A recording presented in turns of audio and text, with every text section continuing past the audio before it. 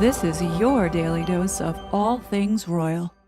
Welcome back, my gorgeous, good-looking friends. If you have not been living under a rock, then you most definitely heard about the Russia hoax this week.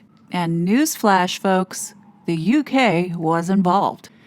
Just in case you are living under a rock or your media is being suppressed, which is probably likely happening right now, let me just quickly go ahead and summarize this bombshell that dropped this week. And for those that know what's going on, just go ahead and forward this about 10 minutes. This will make a lot of sense, especially if you have watched the last two videos that I did pertaining to the monarchy and its preservation in what they're doing pertaining to the earth and this whole globalism.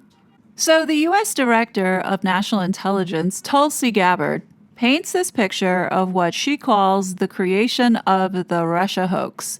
It starts with a real intelligence assessment saying Russia had the ability to hack the U.S. elections, but Putin really didn't care who won. This is what was being stated in the initial assessment that was done. There was no preference for Trump or Clinton. Obama didn't like the results of this assessment. Tulsi goes on to claim that the Obama administration engaged in a treasonous conspiracy to undermine Donald Trump's 2016 presidential victory. Tulsi Gabbard said that in the Obama era, those officials, including James Clapper, John Brennan, and James Comey, manipulated and politicized intelligence to create a false narrative of Russian interference in the election. According to Tulsi, pre-election intelligence assessments indicated Russia was unlikely to influence the election through cyber attacks. Yet, post-election reports, including those relying on the Steele Dossier, were fabricated to suggest otherwise. Tulsi asserts that this was part of a years-long coup to subvert the will of the American people, and she has referred the matter to the Department of Justice for potential criminal prosecution of those involved. I'm going to go over the key findings from the House Intelligence Report, which investigated the claims that were made by an intelligence community assessment ordered by President Obama and published in January of 2017. First, Putin's principal interests relating to the 2016 election were to undermine faith in the U.S. democratic process, not show any preference of a certain candidate. In fact, this report shows Putin held back from leaking compromising material on Hillary Clinton prior to the election, instead planning to release it after the election to weaken what Moscow viewed as an inevitable Clinton presidency. Even Putin didn't think that Donald Trump was going to win in 2016. In the January 2017 intelligence community assessment that President Obama ordered, John Brennan, who was CIA director at the time, and the intelligence community intentionally suppressed intelligence that showed Putin was saving the most damaging material that he had in his possession about Hillary Clinton until after her potential and likely victory. For those that are interested, this is the Fugazi report that Obama had done to his liking. He didn't want to accept that there was no indication in early intelligence that Putin was colluding with Trump and was trying to sway the election in Trump's favor. Then CIA Director Brennan and the intelligence community mischaracterized intelligence and relied on dubious substandard sources to create a contrived false narrative that Putin developed a quote-unquote clear preference for Trump. Brennan and the IC misled lawmakers by referencing the debunked Steele Dossier to assess, quote-unquote, Russia's plans and intentions, falsely suggesting that this dossier had intelligence value when he knew that it was discredited.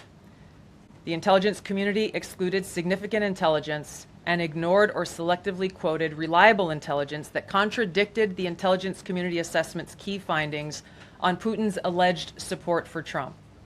Including this intelligence reporting, would have exposed the ICA's claim as implausible, if not ridiculous. On December 9th, 2016, a National Security Council meeting was called to gather President Obama's senior national security officials, which included CIA Director Brennan, then Obama DNI James Clapper, Susan Rice, and others.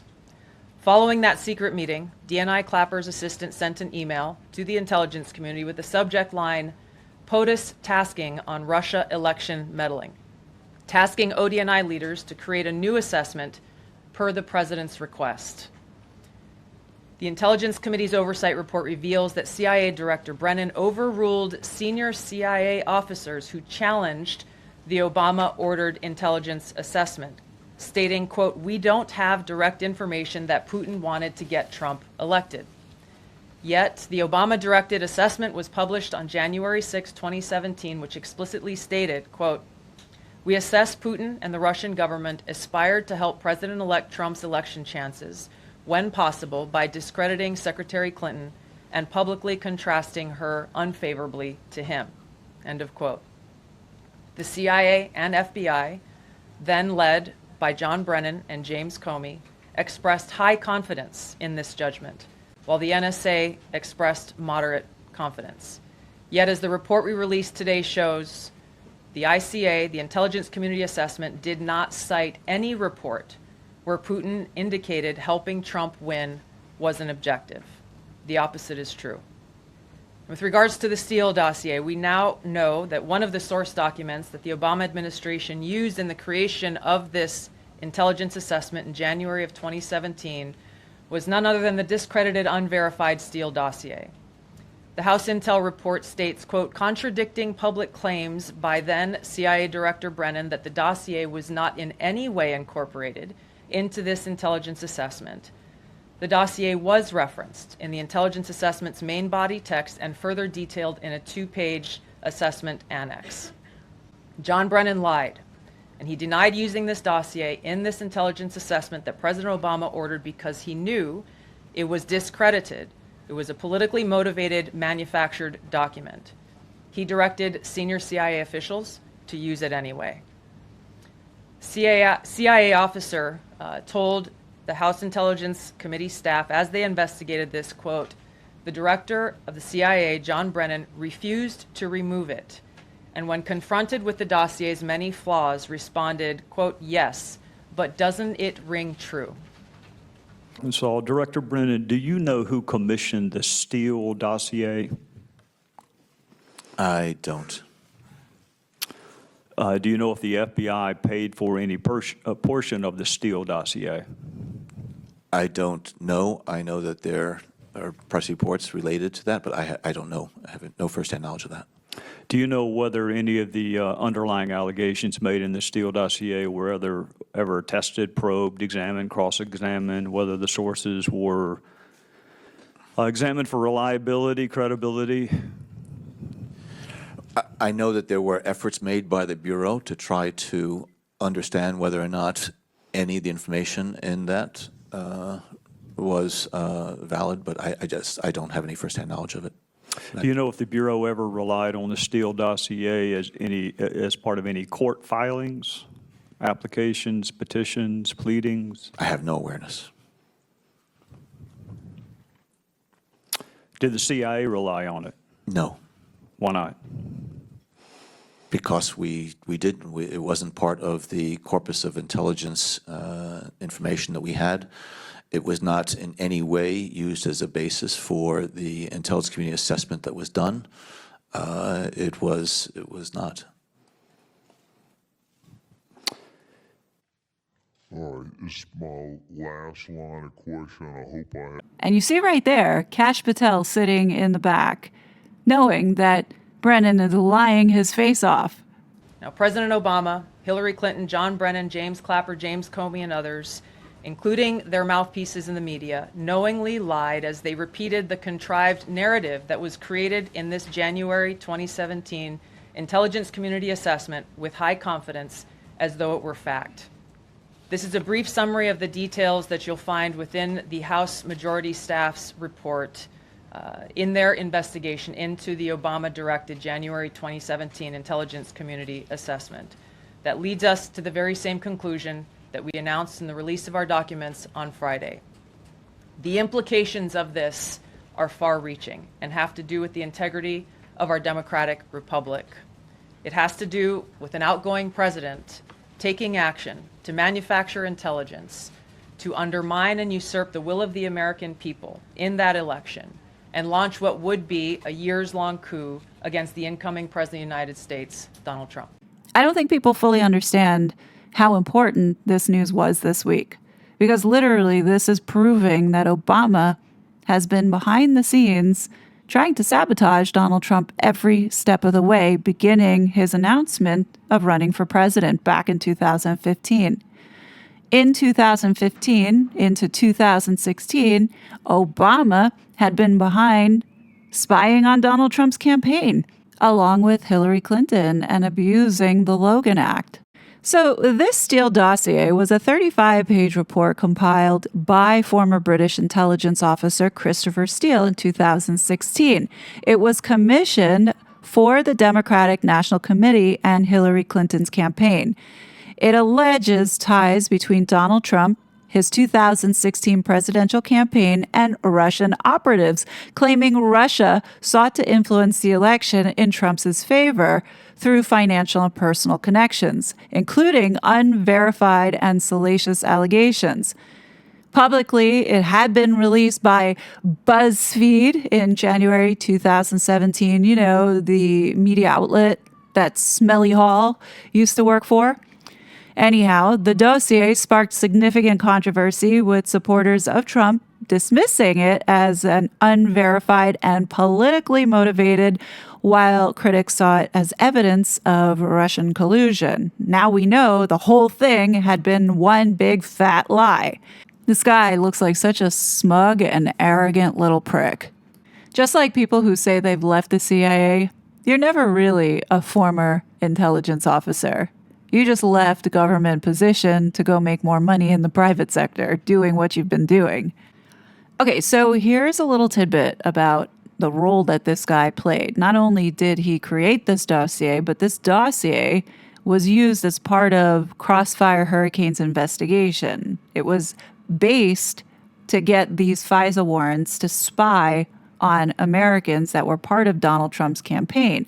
So Crossfire Hurricane was an FBI counterintelligence investigation that was launched in July of 2016 under the Obama administration to examine potential links between Donald Trump's presidential campaign and the Russian government, amid concerns of foreign interference in the 2016 U.S. election.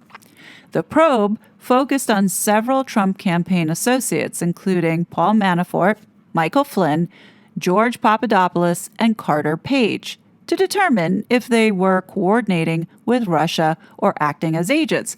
Later, we find out that all four of these people had been not only spied on, but also framed into this lie that was perpetuated by Obama. But get this, Christopher Steele was paid $15,000 for this faulty information by the FBI. Now, that wasn't for the dossier itself. I believe Christopher Steele sold some of this information to the FBI, so it was really the American taxpayer that gave him $15,000, but that became part of the Russia hoax. And what we saw during Trump's first term was this shadow of Russian collusion. Russia, Russia, Russia. That's all we heard from the Democrats. Now, if you watched my series about the censorship piece, this is where it starts to come into Obama putting his foot down in January of 2017 before he left office. Remember, with Steele and somebody from the UK named Sarah Jane Terp, who was part of this Steele Cyber Threat Intelligence League, giving a directive to ensure that this never happened again, meaning Trump never getting back into office again, which was about looking online. And this was the beginning of the censorship in trying to control the narratives. So that way they can brainwash the masses like how they normally used to do. And that's how we get to this place with Harry and Meghan. I stand firm, as I did back in 2021, about this psyops with Harry and Meghan. This was always about preventing Donald Trump from getting back into office. This had nothing to do with this whore picking Harry up and trying to get into the royal family. This was all set up. This is what you call a covert, clandestine operation. The royals loved Obama because he supported the globalist agenda. All that money that was being siphoned from the U.S. taxpayer going into U.S. aid and flowing out into the EU and UK and everywhere else but the United States, yeah, they loved him for that. I didn't see any type of dinner set up for Trump with the young royals, did you? I think Obama was the only president that the royals did this for. You know, for Trump's first state visit, I don't recall a warm and friendly greeting by the young royals, do you? Like, did Melania and President Trump meet the Wales' children?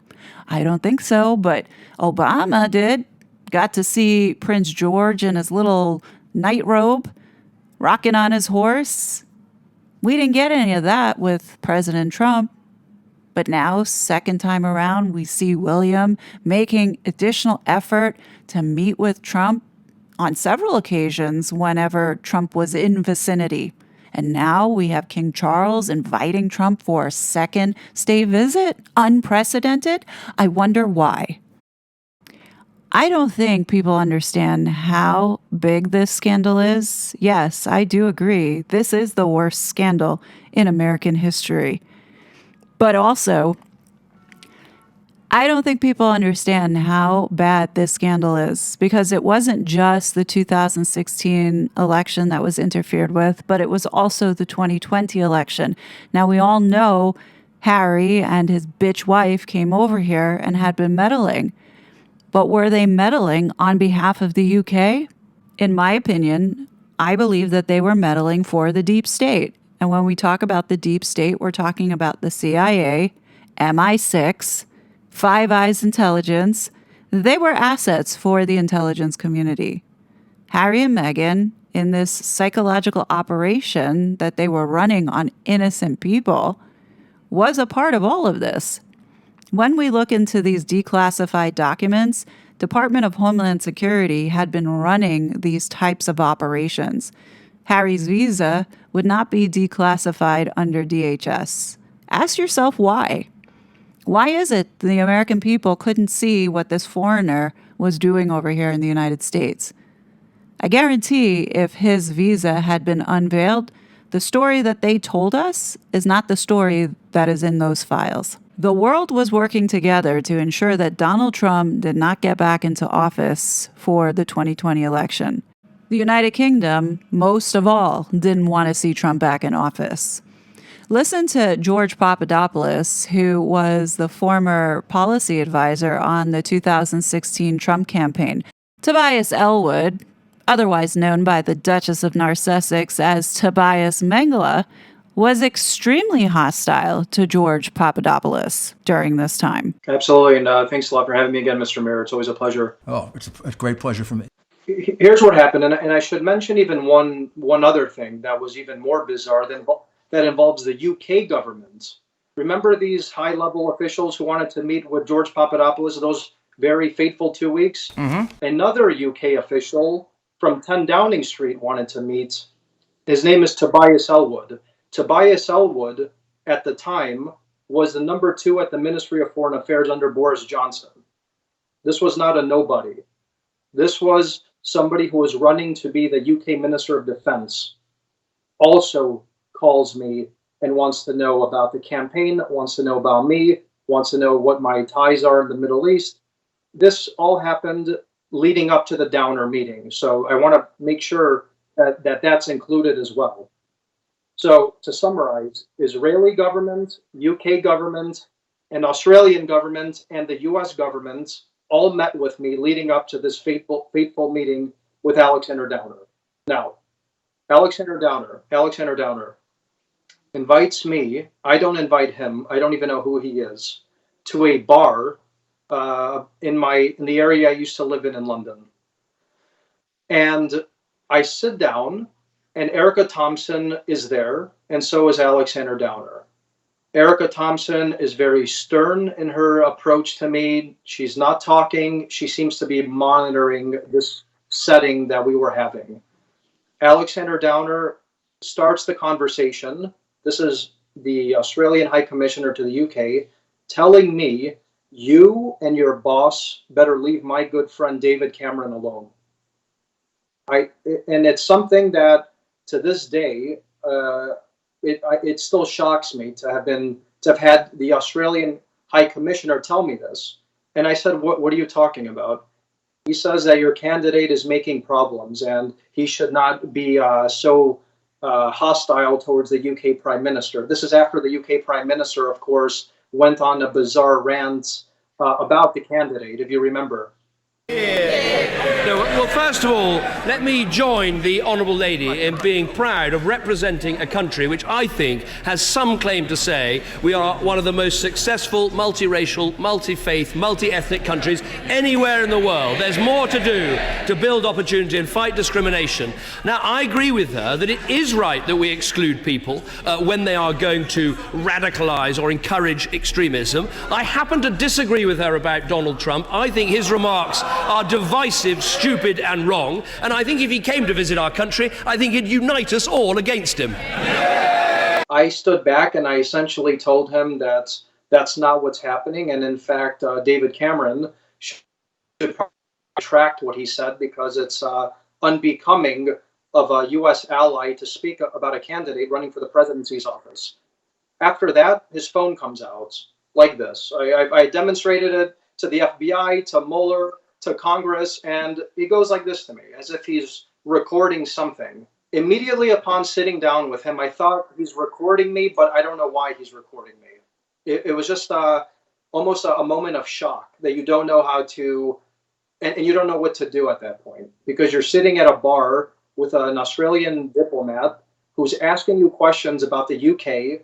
He then begins to talk to me about China, asks me what my thoughts on Cyprus were. He was a UN special envoy. He begins to pull his phone out, and allegedly, he says at this meeting that I said, oh, the Russians have dirt on Hillary Clinton. Now, to make things clear, I was a guest at this meeting. I was not there to dictate the terms of the meeting. I was not there to ask the High Commissioner questions. As his guest, I was there to answer what and any questions he might have had for me.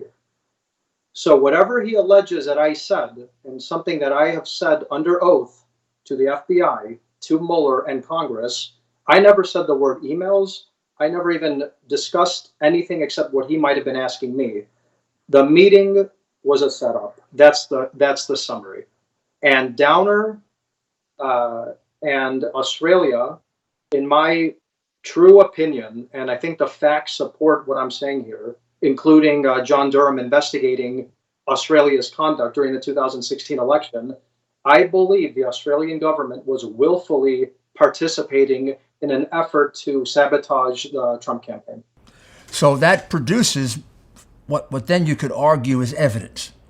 It produces a comment from you to him that they have dirt on Hillary. He transmits that. There's a dispute about how he transmits it, but ultimately that gets to U.S. and UK intelligence, right? That's the story. And now there's the new development is that the Australian ex-prime minister has come out, obviously now that there's a lot of scrutiny on Australia, and has stated that Downer acted on his own and we didn't know what he was up to. Now that's even more bizarre because the new story is that he didn't send a wire or whatever it's called, a diplomatic wire to Australia. He went directly to the number 2 at the U.S. Embassy in London to talk about my alleged comments I made. Now, don't forget, as I explained a couple minutes ago, the U.S. Embassy had contacted me just days before Downer met with me. This could all be a coincidence, Mr. Mayor, but as they say in politics, nothing's a coincidence. So I think this is a reason why perhaps the Australian government has begun to distance themselves from whatever Downer was up to, because and even Devin Nunes himself has stated there's actually no raw intelligence from Australia saying what happened during this alleged comment I made. So whatever was happening was something off the books.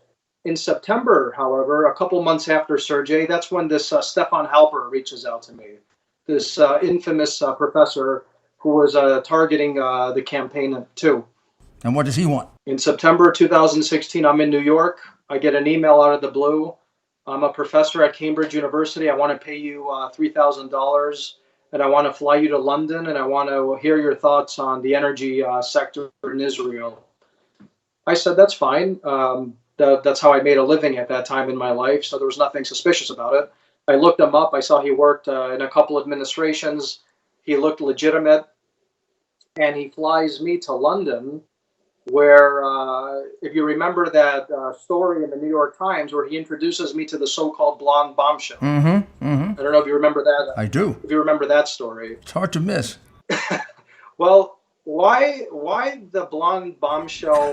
While that's a sensationalized headline, and obviously it's funny and it catches your attention, while she was attractive, that wasn't the most peculiar part about who this person was. This girl, whoever Stefon Halper introduced me to in London, was a Turkish national. Now, she had a very heavy accent. Did she have a name? Her fake name was Azra Turk. Ordra Turk? It's a fake name, Okay, but all right, that's what okay. she called herself. So Azra Turk. Now, think about what I'm saying here, Mr. Mayor. I'm in London yet again.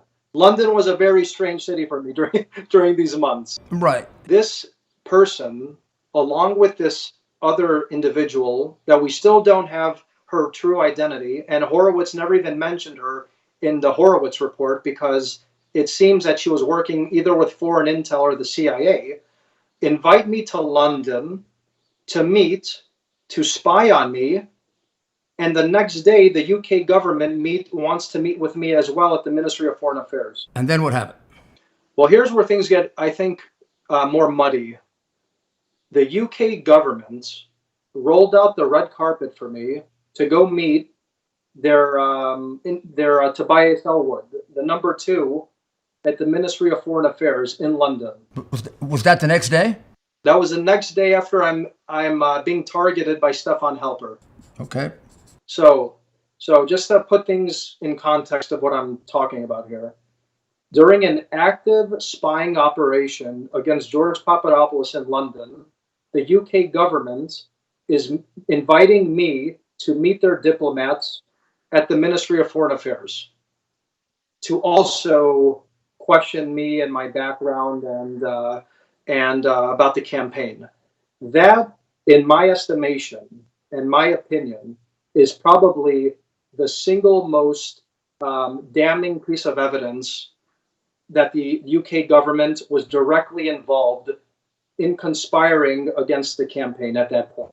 Because the operation against me was in London. I'm an American citizen. Why am I being flown to London to be spied on? While Stefon Halper was spying on the campaign members in the US, like Carter Page and Michael Flynn and some of the others.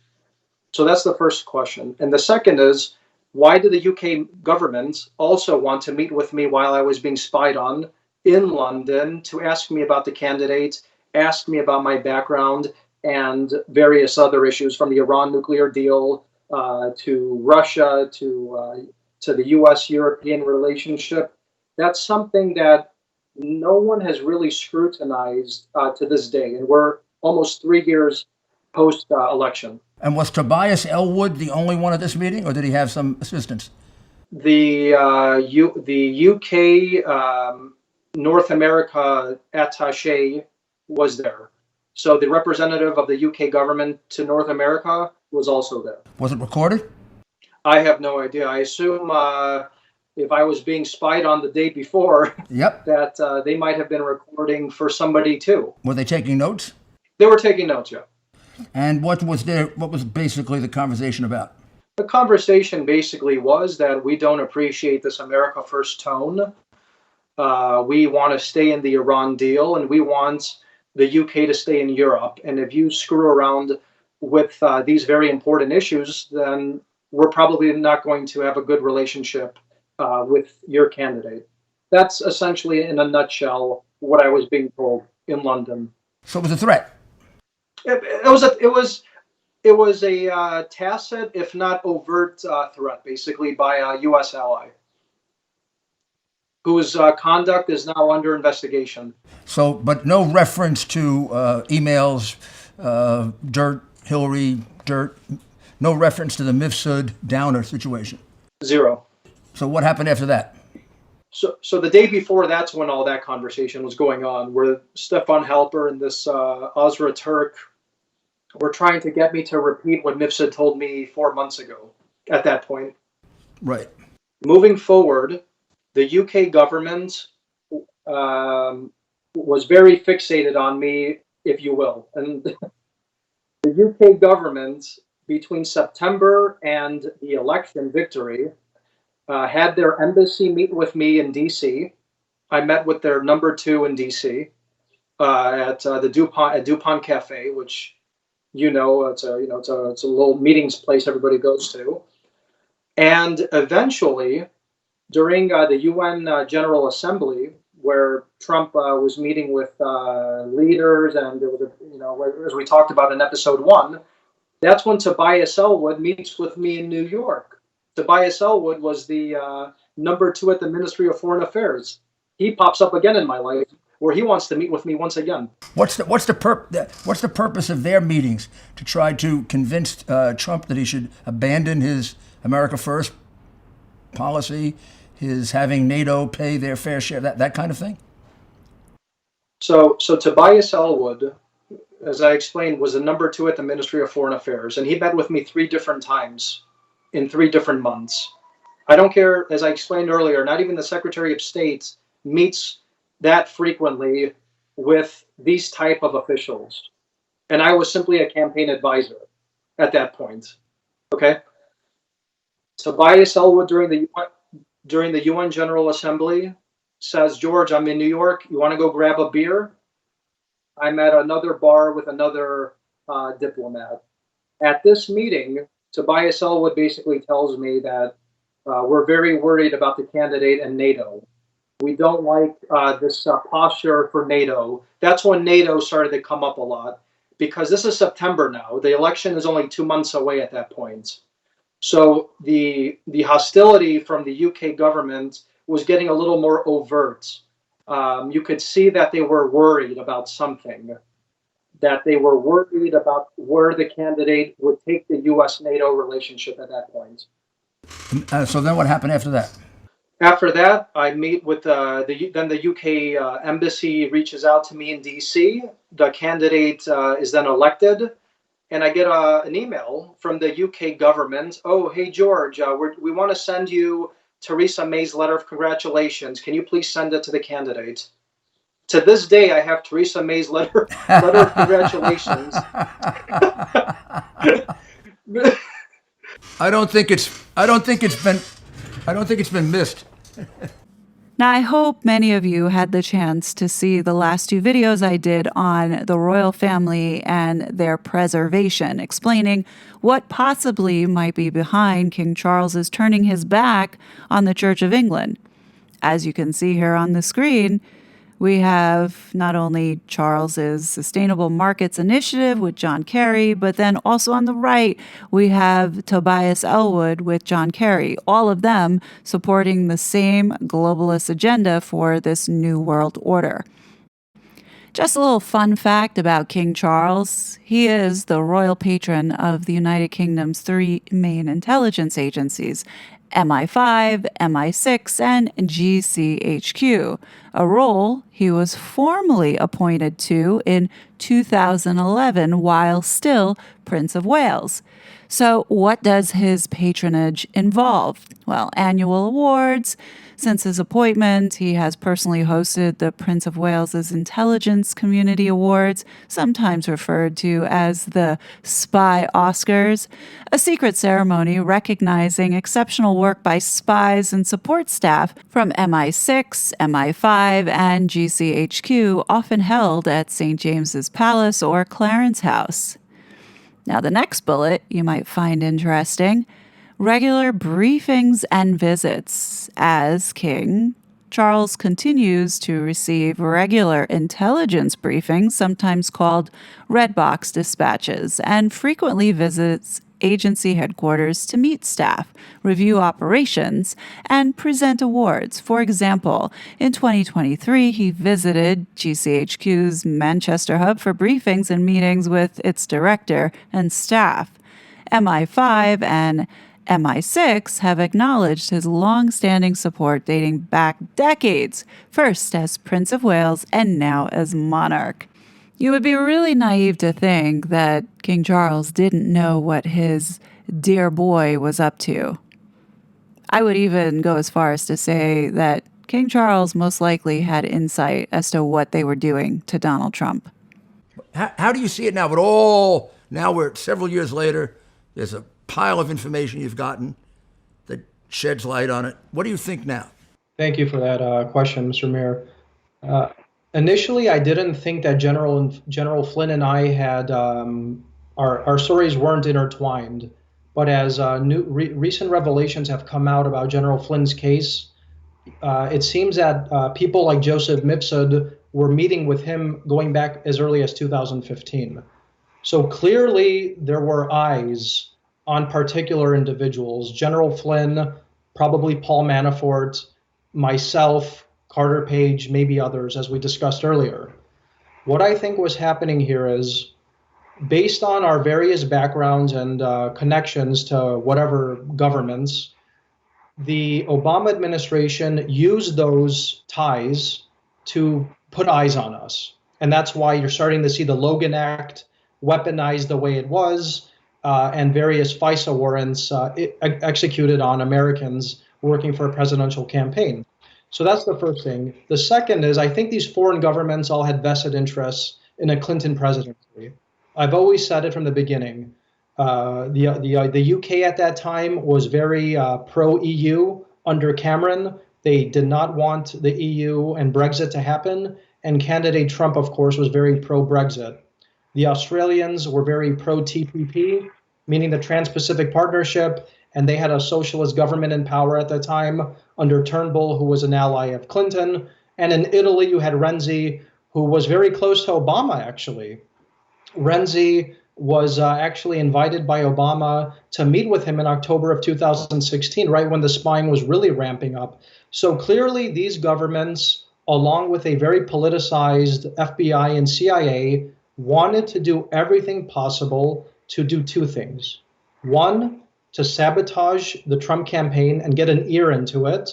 And should candidate Trump have eventually won, even if it was a small chance, to then handcuff him and not allow him to properly govern this country with the appointment of a special counsel. And that's exactly what Jim Comey did by leaking information, and what Rosenstein did by writing this bizarre memo that I was an Israeli agent, that Flynn was a Russian agent, and Manafort was a Russian agent, just to create a fantasy to investigate and to keep the heat on Trump.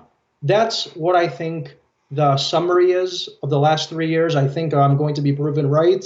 And every day, there's more and more information, independent of you, as well as connected to you, that supports that thesis, which was more or less my guess back when I first read your book and was representing the president. I think it's worth maybe if we could do a second one that takes it from where we just left off through what they did to you, because it's one thing to do this, it's another thing to basically trash the rights of an American citizen.